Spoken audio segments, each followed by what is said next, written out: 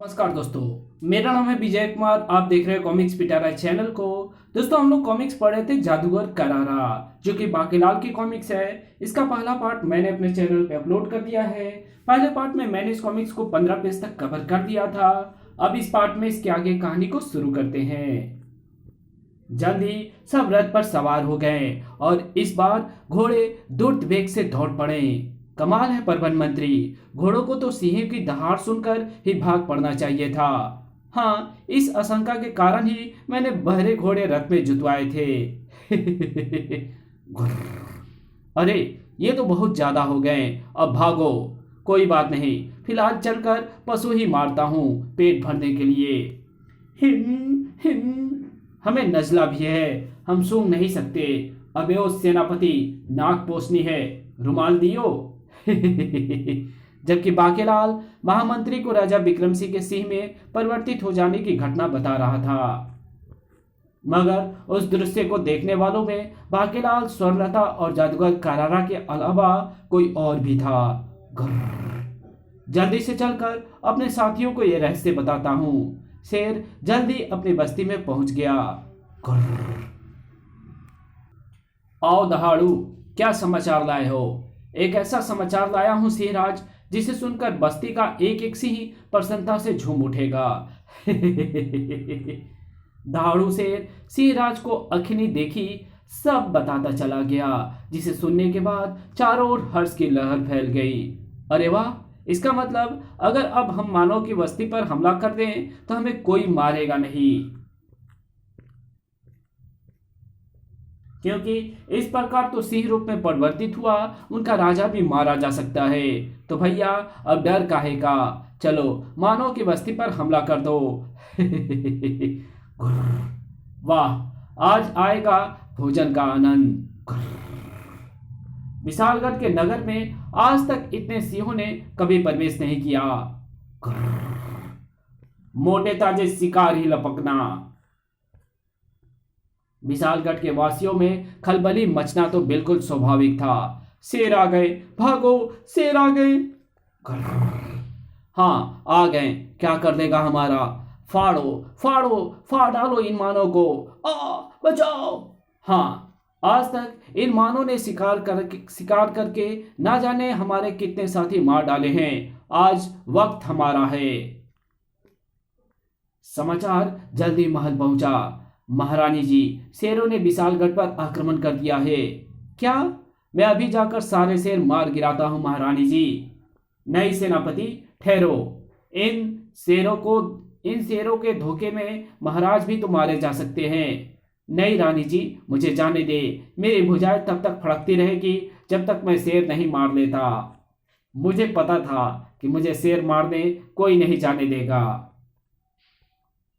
बाकेलाल की तबीयत ये सुनकर हरी हो गई।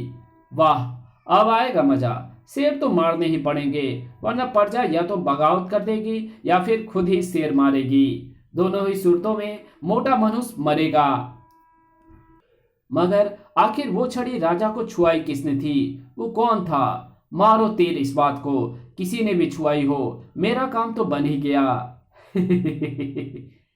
तभी सेनापति ने राज दरबार में पुनः प्रवेश किया। महारानी जी, मैं ये कहने आया था कि अभी भी मुझे शेर मारने जाने दें, पर मुझे पता है आप जाने नहीं देंगी।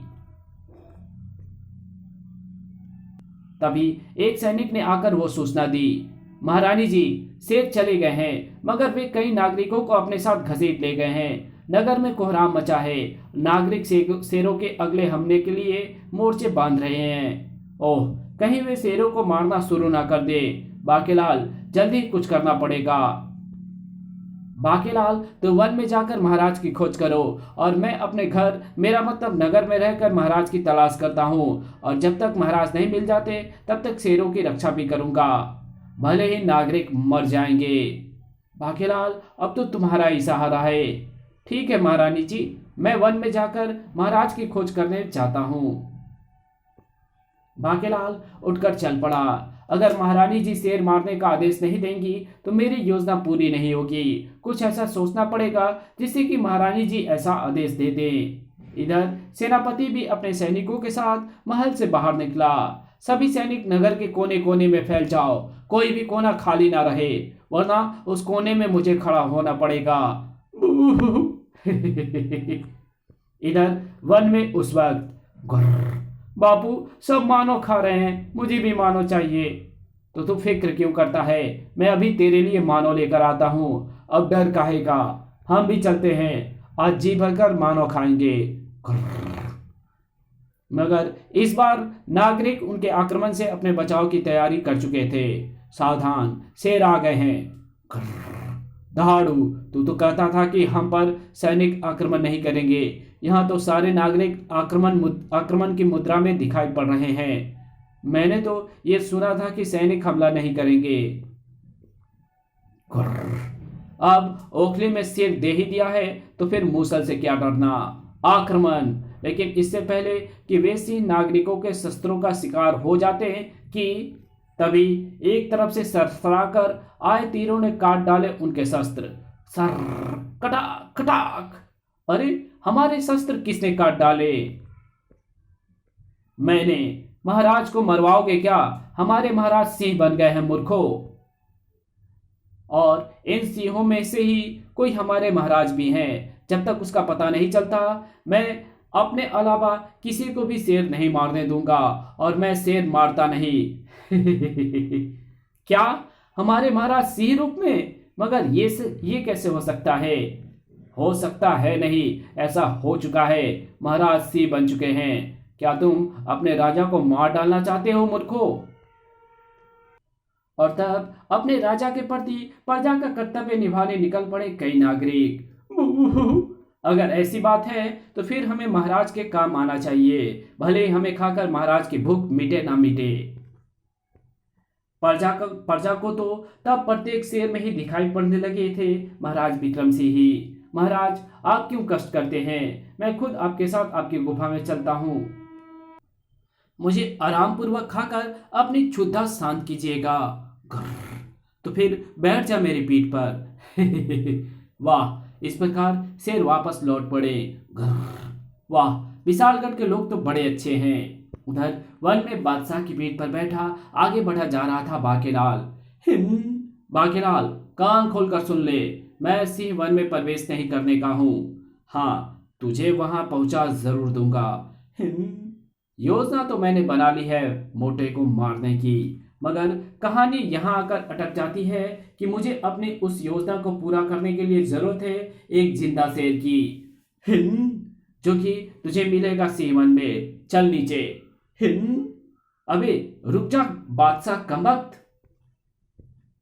बाकेलाल सीवन में जिस स्थान पर जाकर गिरा उस जगह का मुआयना करते ही बाकेलाल की सिट्टी पिट्टी हो गई गुम।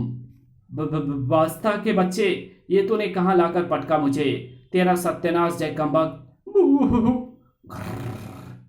मगर इसे बाकेलाल का भाग्य ही कहना होगा कि उस सिंह ने बाकेलाल को देखने के बाद भी अनदेखा कर दिया।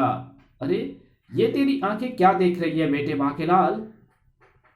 मेरे जैसे मांसल शरीर सामने है और ये आम चूस रहा है। चुसक चुसक। सिंह की इस हरकत से बाकेलाल का हौसला बढ़ गया। बेटा बाकेलाल, कुछ पाने के लिए कुछ खोना भी पड़ता है। आज लगा दे जीवन दांव पर। अब या तो ये शेर तुझे खा जाएगा या फिर तेरी शेर की जरूरत पूरी हो जाएगी। हे भोले शंकर, मेरी योजना की टांग टूटने से बचा लेना। साहस करके बाकेलाल आखिर जा ही पहुंचा उस सिंह के निकट। शेर जी, आप कैसे हैं? आपको आम बहुत पसंद है ना? मैंने आपके लिए ये कुछ रसीले आम तोड़े हैं, इनका सेवन करके मुझ पर कृपा करें। सिंह बाके के दिए आम भी खाने लगा और वो दृश्य देखकर तो बाकेलाल उछल ही पड़ा। हिया, वो मारा पापड़ वाले को, ये पूंछ हिला रहा है, यानी बन गया काम।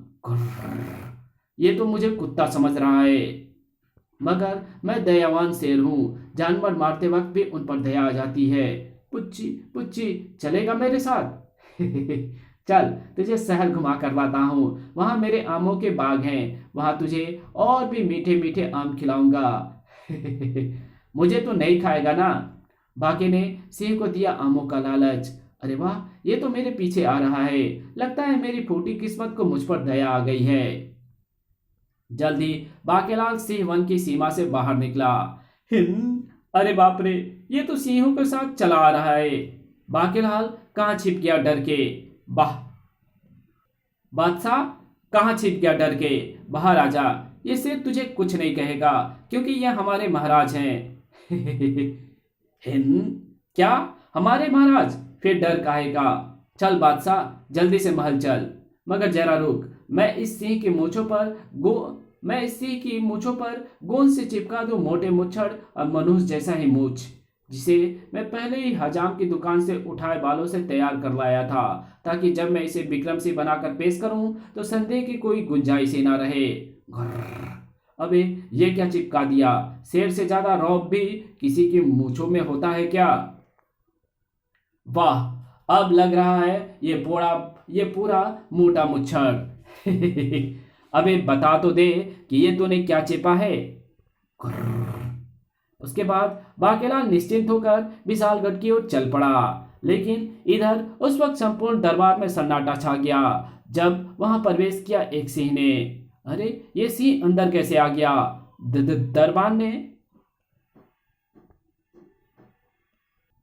दरबार ने इसे अंदर क्यों आने दिया? सिंह ने घोषणा की। मूर्खो, मैं तुम्हारा राजा विक्रम सिंह हूं। देखो मेरे सिर पर रखा कलंगी वाला ताज। अरे ये शेर तो बोलता भी है। रानी, तुमने भी मुझे नहीं पहचाना? बाकेलाल कहाँ है? उसे बुलाओ, वही मुझे इस संकट से निकाल सकता है। महाराज, ये महाराज ही हैं। पिताश्री, महामंत्री ने आगे बढ़कर कहा। महाराज, आपके लौटने से हमें एक और भयंकर विपत्ति से भी अब बच जाएंगे, किंतु पहले आप अपना आसन ग्रहण करें। ठीक है महामंत्री। सिंह के राज सिंहासन ग्रहण करते ही महामंत्री ने सेनापति को आदेश दिया। सेनापति, नगर में फैले अपने सभी सैनिकों को सावधान कर दो। इस बार अगर सिंह नगर पर आक्रमण करें तो उनमें से कोई भी जीवित बचकर ना जाने पाए, क्योंकि अब हमारे महाराज के अनिष्ट की आशंका नहीं रही। मैं पिंजरों में और सैनिकें लेकर जाता हूँ। सेनापति के महल से बाहर निकलते ही सिंह एकाएक ही परिवर्तित हो गया जादूगर करारा में। अब नहीं बचेगा राजा विक्रम सिंह, जिसके हाथों मेरी मृत्यु लिखी हुई थी। मैंने उसे सिंह में परिवर्तित कर दिया था ताकि दूसरे सिंहों के साथ उसे भी मरवा सकूं। अरे ये तो कोई बहरूपिया है। ओह, तो इस शैतान ने पिताश्री को सिंह में परिवर्तित कर दिया था। हाँ, अब तुम सब मेरी अधीनता स्वीकार कर लो। आज से तुम्हारा राजा मैं हूं, यानी जादूगर करारा। घोर अपशकुन, मिर्ची खाने के लिए महाराज भी मौजूद नहीं है। खतरा भापते ही महामंत्री ने पहरे पर तैनात दोनों सैनिकों को आदेश दिया। हिरासत में ले लो इस बहरूपिये को। हाँ हाँ, आओ आगे बढ़ो और मुझे अपनी हिरासत में ले लो। और बन जाओ मेमने। जो भी मेरा रास्ता काटने की चेष्टा करेगा, मैं उसे ऐसे ही किसी पशु में बदल दूंगा। प्रधानमंत्री, सेनापति को खिड़की से आवाज देकर वापस बुलाओ। कोई फायदा नहीं महामंत्री, वो तो ऐसे अवसरों पर वैसे ही बहरा हो जाता है। और तभी, महारानी जी, मैं महाराज को ढूंढ लाया। ये तो बाकेलाल है। और तभी हवा में गूंज उठी साई साई की आवाज। तड़ाक टनाक, मरा। ये करामात थी मोहक सिंह और उसके गुलेल की। मेरी छड़ी! बाकेलाल चाचा, जल्दी से छड़ी उठा लो। बाकेलाल, ये जादूगर करारा है। इसी ने ही छड़ी छुआकर महाराज को सिंह में परिवर्तित कर दिया था। ओह, तब तो मैं इस छड़ी को उठाकर तोड़ देता हूँ, ताकि मोटा मुच्छड़ जहाँ कहीं भी हो अब दोबारा अपने वास्तविक रूप में ना आ सके। दूसरे ही पल बाकेलाल के निकट खड़े सिंह में विचित्र परिवर्तन हुए। सत्यानाश, ये शेर तो विक्रम सिंह में परिवर्तित हो रहा है। और सवा सत्यानाश, मैं इस शेर को ही विक्रम सिंह बनाकर लाया था। आहा, महाराज ठीक हो गए। सत्यानाश, छड़ी टूटते ही इसका जादू भी टूट गया और राजा अपने वास्तविक रूप में लौट आया। और डेढ़ सत्यानाश, मेरे हाथों से छड़ी टूटते ही ये सारी मुसीबत हुई है। ये देखकर जादूगर करारा क्रोध में भरा बाकेलाल पर झपट पड़ा। बाकेलाल, तूने मेरी सारी योजना का कबाड़ा कर दिया। अब मैं तुझे नहीं छोड़ूंगा। कबाड़ा तो मेरा हो गया है। बाकीलाल पर प्रहार होता देख विक्रम सिंह के क्रोध का पारा 7वें आसमान पर जा पहुंचा। दूसरे पल अपने फौलादी हाथ को घूसे की शक्ति देकर विक्रम सिंह ने घूसे का प्रहार जादूगर करारा के जबड़े पर किया। आ मरा, अब तो मैं मरा ही मरा, क्योंकि मेरी मृत्यु राजा विक्रम सिंह के हाथों से ही होनी थी। आखिरी बार धड़ाम। तभी वहां प्रवेश किया सेनापति ने। महारानी जी, आज तो सिंह ने आक्रमण ही नहीं किया। अरे महाराज, आप ठीक हो गए? हाँ, मुझे बाकीलाल लेकर आया है। मेरा प्यारा बाकीलाल।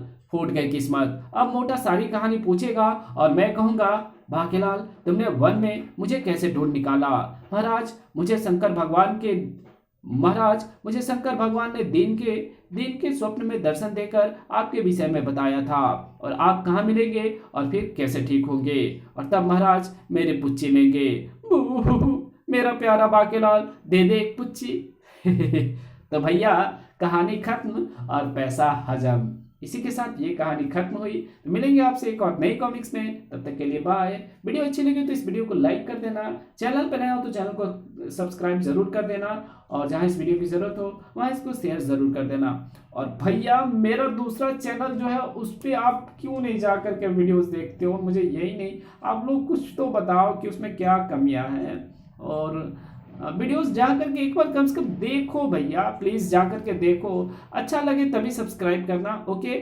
और ज़्यादा अच्छा लगे, अगर शेयर करने लायक हो तो शेयर भी कर देना। लेकिन मेरे दोनों चैनल डिवाइन टेक्नोलॉजी और टॉप 10 पिटारा को जरूर से सब्सक्राइब कर दो, ओके? तो चलिए इसके कुछ एडवर्टाइजमेंट्स को देख लेते हैं, ओके?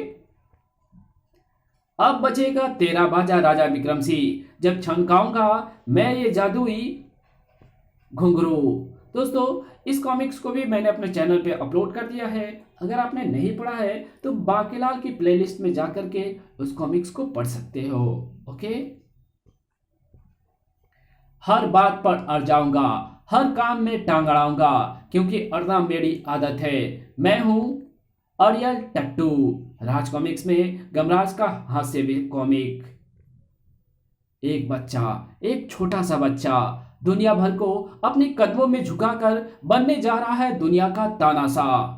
मेरी सेनाएं अब हिंदुस्तान की जमीन पर कदम रखने जा रही है। इस दलदल में डूबने से पहले तुम लोग ये नजारा जरूर देखोगे, लेकिन उसके बाद मैं इतना कहर बरसाऊंगा कि मरने के बाद तुम्हारी लाशें भी झुककर मुझसे कहेगी, सलाम तानाशाह। लेकिन ये शक्ति उसमें आई कहां से? उसे टैंक और विमान जैसे हथियार मिले कहां से? और इशारों पर काम करने वाली सेना उसे मिली कहां से? कहीं पर छुपा है कोई बड़ा रहस्य, किसी की आत्मा में दबा रहस्य, और इसी रहस्य के पढ़ते दर पढ़ते उधड़ने आ रहा है राज कॉमिक्स में नागराज और सुपर कमांडो ध्रुव का रोमांचक 2-in-1 विशेषांक। सतयुग में जिसे छल से जीता गया वो था मेरा वंशज रावण। छल और कपट का महाज्ञाता हूं मैं, तो मुझसे नहीं जीत सकता, क्योंकि मैं हूं महारावण। राज कॉमिक्स में भोकाल सीरीज का एक रहस्यमय कॉमिक विशेषांक। पेड़ होंगे अब कुतुब मीनार से भी ऊंचे, खो जाएंगी शहर की इमारतें इस जंगल में। शहर में लगेगा कर्फ्यू, सड़कों पर घूमेंगे जेल के कैदी, क्योंकि शहर में तहलका मचाने आ गया है प्रोफेसर तामझाम। राज कॉमिक्स में भोले भाले मगर गजब के जांबाज और बहादुर फाइटर ड्रोट्स का हास्य कॉमिक विशेषांक। तो चलिए इस कॉमिक्स को यही खत्म करते हैं, ओके? मिलते हैं आपसे किसी नए कॉमिक्स में, तब तक के लिए बाय। हरे रामा हरे कृष्णा हरे कृष्णा हरे कृष्णा हरे कृष्णा।